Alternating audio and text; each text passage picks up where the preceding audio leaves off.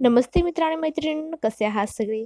महा exams या YouTube चॅनलवर तुमचं पुन्हा एकदा खूप खूप मनापासून स्वागत. तर मित्रांनो, आज आपण आशिया खंडाविषयीची थोडक्यात माहिती जाणून घेणार आहोत. त्याविषयीची प्रश्न उत्तर बघणार आहोत. त्याआधी जर तुम्ही माझं चॅनल अजूनही सबस्क्राईब केलं नसेल तर प्लीज सबस्क्राईब करून घ्या. शेअर करा, लाईक करा. तुमचे काही प्रश्न असतील तर ते मला प्लीज कमेंट करा. चला तर मित्रांनो, आजच्या आपल्या पहिल्या प्रश्नाकडे वळूयात. पहिला प्रश्न आहे पृथ्वीवरील भूपृष्ठाच्या एकूण क्षेत्रफळापैकी सुमारे किती टक्के भाग आशिया खंडाने व्यापलेला आहे? तर या प्रश्नाचं उत्तर आहे 33% भाग. पृथ्वीवरील भूपृष्ठाचा एकूण 33% भाग हा आशिया खंडाने व्यापलेला आहे. पुढचा प्रश्न बघूया. जगाचे छप्पर असे कोणत्या पठारास म्हटले जाते? तर जगाचे छप्पर असे तिबेटचे पठारास म्हटले जाते. तर या प्रश्नाचं उत्तर आहे तिबेटचे पठार. पुढचा प्रश्न बघूया.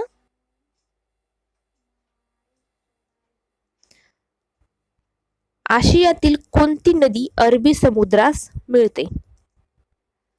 तर आशियातील सिंधू नदी ही अरबी समुद्रास मिळते. पुढचा प्रश्न बघूया.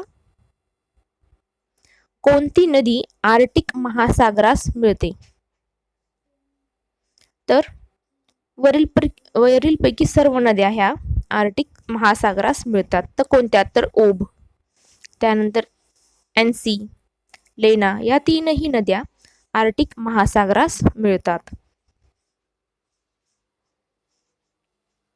पुढचा प्रश्न. पॅसिफिक महासागरास मिळणाऱ्या नद्या कोणत्या? तर या प्रश्नाचं उत्तर आहे वरीलपैकी तीनही. तर कोणत्या? तर ह्युहँग हो, यांगसे, मेकॉंग या तीनही नद्या पॅसिफिक महासागरास मिळतात. पुढचा प्रश्न. चीनमधील सर्वात जास्त लांबीची नदी कोणती?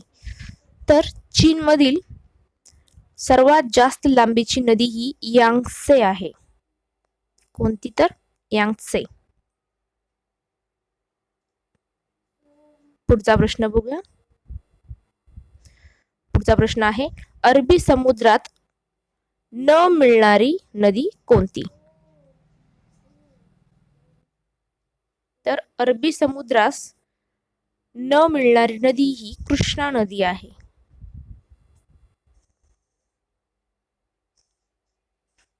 पुढचा प्रश्न.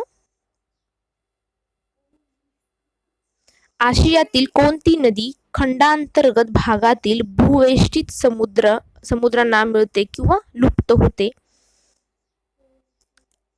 तर या प्रश्नाचं उत्तर आहे वरीलपैकी सर्व. कोणती नदी? तर सिरदर्या,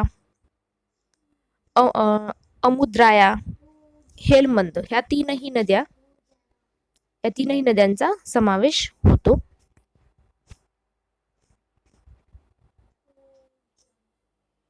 पुढचा प्रश्न. कोणती नदी बंगालच्या उपसागरास मिळत नाही असं विचारले? तर नर्मदा नदी ही बंगालच्या उपसागरास मिळत नाही.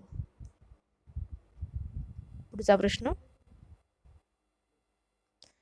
सिरदर्या ही नदी कोणत्या समुद्रास मिळते? तर सिरदर्या ही नदी अरल, इथे अरल पाहिजे होतं, अरल या समुद्रास मिळते. कोणती नदी? तर सिरदर्या ही नदी अरल समुद्रास मिळते. पुढचा प्रश्न.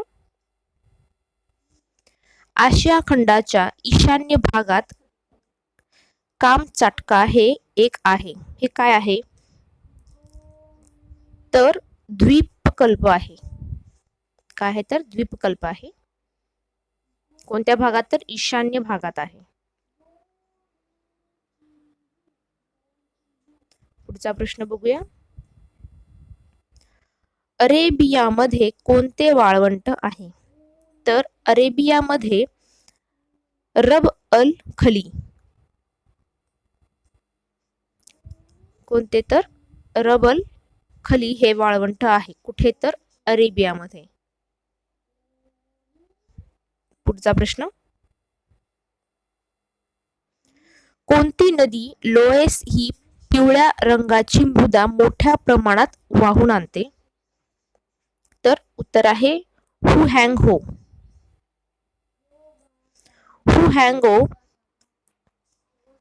ही नदी लोएस ही पिवळ्या रंगाची मृदा मोठ्या प्रमाणात वाहून आणते. पुढचा प्रश्न बघूया. पुढचा प्रश्न आहे जगातील सर्वात जास्त पर्जन्यमानाचे ठिकाण कोणते? तर जगातील सर्वात जास्त पर्जन्यमानाचे ठिकाण आहे मौसिनराम. कोणते असेल? तर मौसिनराम हे आहे. जगात विचारले. पुढचा प्रश्न. आशिया खंडामध्ये कोणत्या देशांमध्ये युरेनियमचे साठे आहे?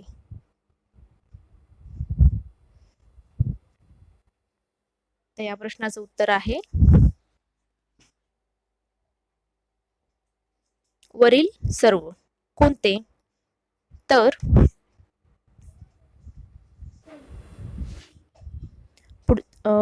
या प्रश्नाचं उत्तर आहे वरीलपैकी सर्व. कोणते कोणते? तर भारत, चीन, पाकिस्तान या तीनही देशांमध्ये युरेनियमचे साठे आहेत. पुढचा प्रश्न.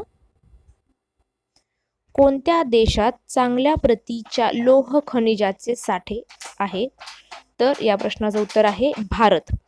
भारत या देशात किंवा भारतात चांगल्या प्रतीच्या लोह खनिजाचे साठे आहेत. त्या प्रश्नाचं उत्तर आहे भारतात चांगल्या प्रतीच्या लोह खनिजाचे साठे आहेत. पुढचा प्रश्न बघूया. पुढचा प्रश्न आहे भारतीय द्वीपकल्पाच्या पठारी भागात कोणती मृदा अधिक प्रमाणात आढळते? तर भारतीय द्वीपकल्पाच्या पठारी भागात काळी मृदा अधिक प्रमाणात आढळते. त्या प्रश्नाचं उत्तर आहे काळी मृदा. पुढचा प्रश्न बघूया.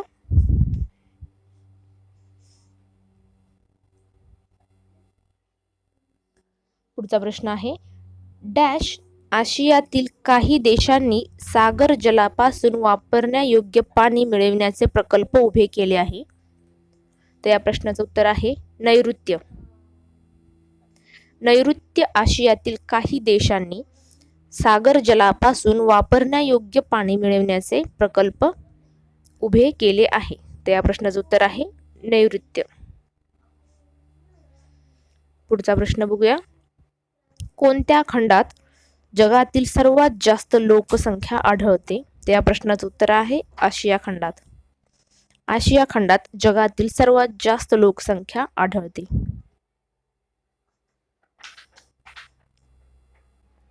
पुढचा प्रश्न. आशिया खंडातील सर्वाधिक लोकसंख्या असलेला देश कोणता? तर आशिया खंडामधील सर्वाधिक लोकसंख्या असलेला देश हा चीन आहे.